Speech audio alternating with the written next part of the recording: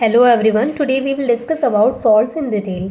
आज हम सॉल्ट्स के बारे में डिटेल में डिस्कस करेंगे कि सॉल्ट्स क्या होते हैं, सॉल्ट्स कैसे कंपाउंड्स हैं, इनका फॉर्मेशन कैसे होता है and what are the types of salts, और सॉल्ट्स के क्या क्या टाइप्स होते हैं।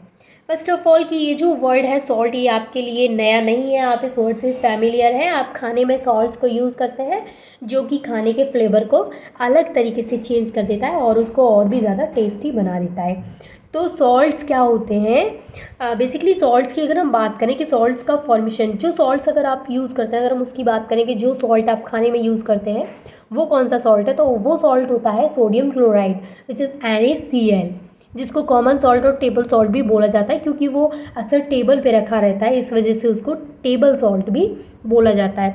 अब हम बात करते हैं कि सॉल्ट्स का फॉर्मेशन कैसे होता है। तो देखिए, एसिड एंड बेसिस दोनों चीज़ें हम डिस्कस कर चुके हैं, आपको अच्छे से आता ही होगा एसिड्स क्या होते हैं, बेसिस क्या होते हैं, क्योंकि इससे पहले हमने उन्हीं को डिटेल में डिस्कस किया था। तो देखिए, जब एसिड एंड बेसिस आपस में रिएक्ट करते हैं, जब एसिड और बेस आपस में रिएक्ट करते हैं तो वहाँ फॉर्मेशन होता है सॉल्ट एंड वाटर का। जब एसिड एंड, देखिए यहाँ पर ये जो आप एल्कली वर्ड देख रहे हैं, इसको देख के आपको घबराना नहीं है। पहली बात तो मुझे लगता है अगर आपने बेसिस वाली वीडियो देख रखी है तो आपको क्लियर होगा कि एल्कली क्या होते हैं। तो एल्कली क्या होते हैं? The base which is dissolve in water called as alkali, यानी वो बेस जो वाटर में डिजॉल्व हो जाते हैं उनको एल्कली बोलते हैं। तो एल्कली क्या है? एल्कली भी बेस है, लेकिन कौन से बेस है? Which is dissolve in water, जो वाटर में डिजॉल्व हो जाते हैं, that is known as alkali. तो कोई नया वर्ड नहीं है एल्कली। एल्कली क्या है? बेस है। तो एसिड एंड बेसिस या फिर acid and alkali, acid and basis जब आपस में रिएक्ट करते हैं तो किसका फॉर्मेशन होता है? सॉल्ट एंड वाटर का, सॉल्ट प्लस वाटर का फॉर्मेशन होता है।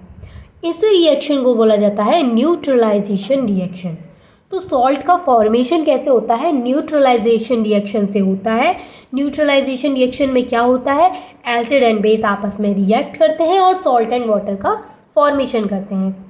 देखिए, यहाँ पर न्यूट्रलाइजेशन रिएक्शन बोला जा रहा है क्योंकि जब एसिड एंड बेस आपस में रिएक्ट करते हैं तो क्या हो जाता है? प्लस एंड माइनस जब रिएक्ट करेंगे तो वो जो प्रोडक्ट मिल रहा है, जो हमें यहाँ पर जो प्रोडक्ट का फॉर्मेशन होगा वो इलेक्ट्रिकली न्यूट्रल होता है।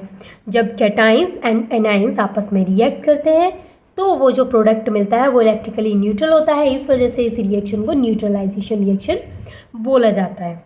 फिर से रिपीट कर देती हूँ मैं, अगर आपको कोई भी डाउट है सॉल्ट से रिलेटेड। देखिए, सॉल्ट्स में क्या होता है कि सॉल्ट, सबसे पहली बात कि सॉल्ट्स जो होते हैं वो आयनिक कंपाउंड्स होते हैं। क्या आपको पता है कि आयनिक कंपाउंड्स क्या होते हैं? देखिए, नहीं पता तो कोई बात नहीं है। सॉल्ट्स क्या होते हैं? वो आयनिक कंपाउंड्स होते हैं, और आयनिक कंपाउंड्स किससे मिलकर के बने होते हैं? तो कैटाइन और एनाइन से मिलकर बने होते हैं। अब देखिए, कैटाइंस क्या होते हैं और एनाइंस क्या होते हैं, ये सारी चीज़ें हम डिस्कस करेंगे, डोंट वरी अबाउट दैट। सबसे पहले हम डिस्कस कर लेते हैं आयंस क्या होते हैं। आयंस के बाद आपको क्लियर हो जाएगा कि आयनिक कंपाउंड्स क्या होता है, कैटाइंस क्या होते हैं और एनाइंस क्या होते हैं। तो first of all, what are ions? Ions क्या होते हैं? तो आयंस क्या होते हैं? It is a charged particle. अगर हम आयंस की बात करें तो आयन क्या होता है? आयन एक चार्ज्ड पार्टिकल है, यानी किसी भी एटम के ऊपर अगर कोई भी चार्ज है तो वो क्या है? आयन। न्यूट्रल भी होते हैं।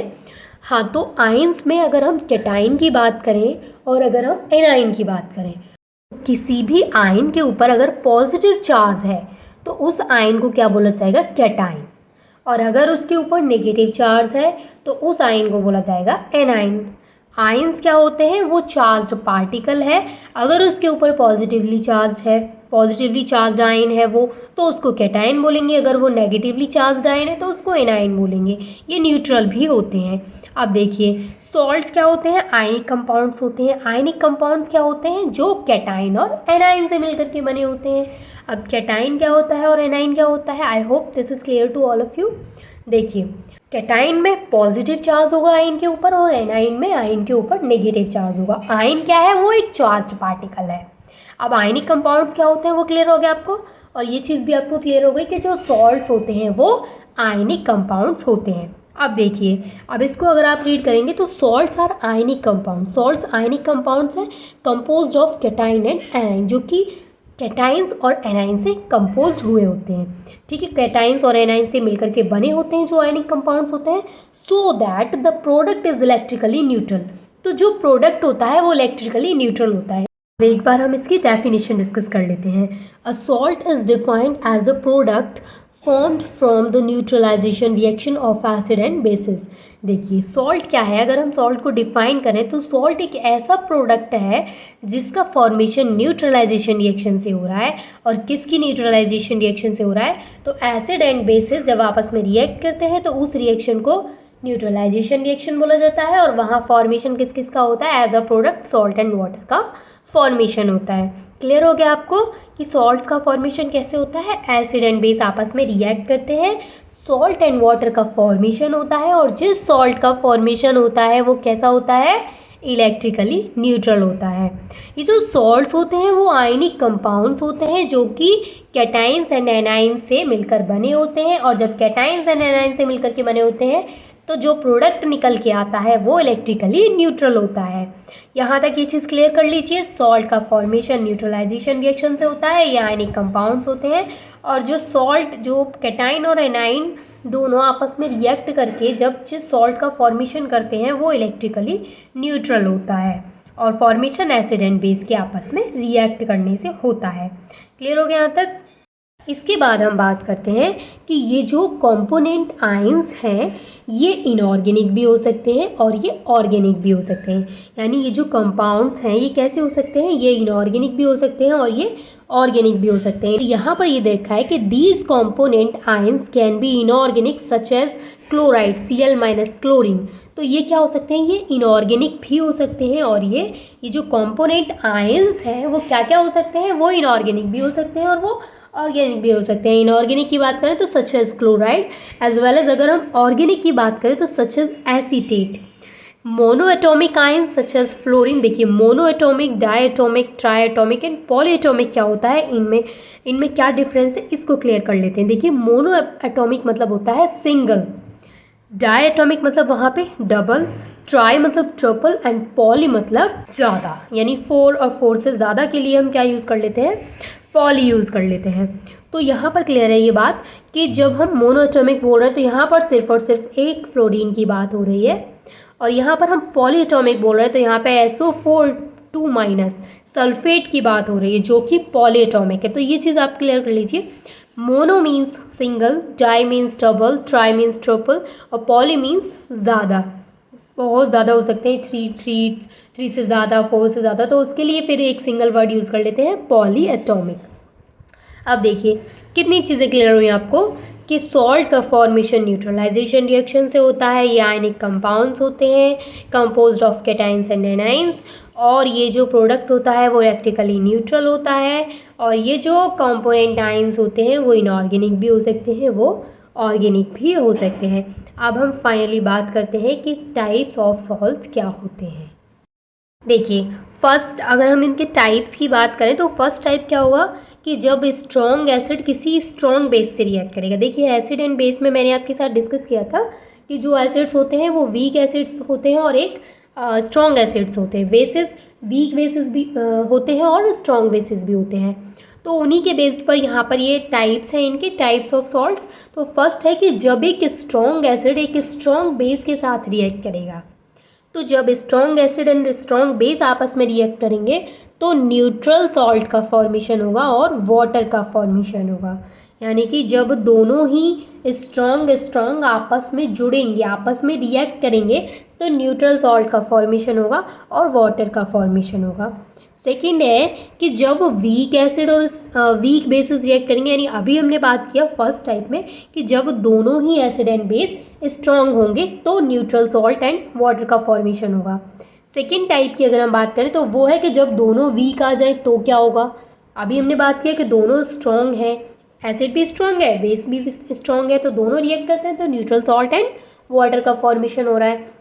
अब अगर दोनों ही वीक आ जाते हैं, अगर एक वीक एसिड है और दूसरा वीक बेस है, जब ये दोनों आपस में रिएक्ट करेंगे तो किसका फॉर्मेशन होगा, तो भी न्यूट्रल सॉल्ट एंड वाटर का फॉर्मेशन होगा। ये चीज़ आप क्लियर कर लीजिए कि जब दोनों स्ट्रॉन्ग आपस में रिएक्ट करेंगे, एसिड भी स्ट्रॉन्ग और बेस भी स्ट्रॉन्ग, तो फॉर्मेशन होगा न्यूट्रल सॉल्ट का। और वाटर का फॉर्मेशन तो सब में सेम होना ही है, तो वो तो आप रट ही लीजिए। जब एसिड भी वीक और बेस भी वीक, तो वहाँ पर भी न्यूट्रल सॉल्ट एंड वाटर का फॉर्मेशन होगा।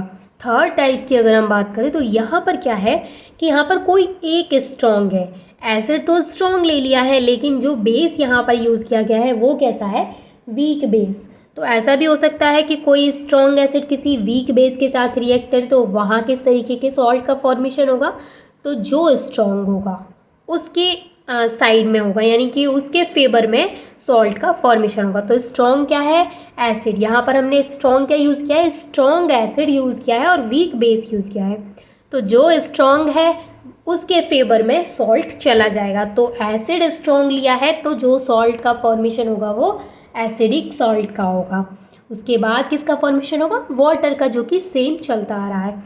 फोर्थ टाइप की अगर हम बात करें तो यहाँ पर हम क्या करेंगे कि इस बार हमने क्या ले लेना है, इस बार हमने बेस को स्ट्रॉन्ग ले लेना है और एसिड को वीक ले लेना है। तो यहाँ पर हमने वीक एसिड ले लिया है क्योंकि इससे पहले हमने स्ट्रॉन्ग एसिड लिया था, अब हमने वीक एसिड लिया है और यहाँ पर वीक बेस लिया था तो यहाँ पर स्ट्रॉन्ग बेस लिया है। अब यहाँ पर स्ट्रॉन्ग कौन सा यूज़ किया गया है, बेस यूज़ किया गया है। तो यहाँ पर किसके फेवर में सॉल्ट बनेगा, इस बेस के फेवर में। तो सॉल्ट क्या होगा, एल्कली सॉल्ट का फॉर्मेशन होगा। एल्कली क्या होता है मैं क्लियर कर चुकी हूँ, ये भी बेस होते हैं। The base which is dissolve in water called as alkali. तो एल्कली क्या है, वो बेस है। तो यहाँ पर स्ट्रॉन्ग बेस लिया गया है इसलिए फॉर्मेशन किसका होगा, एल्कली सॉल्ट का एंड वाटर का फॉर्मेशन होगा। आई होप कि आपको अच्छे से क्लियर हो गया होगा और ये आपको याद भी हो गया होगा। अगर नहीं हुआ है, कोई भी आपको किसी भी तरीके का डाउट है तो आप कमेंट करके पूछ सकते हैं। And thanks for watching this video.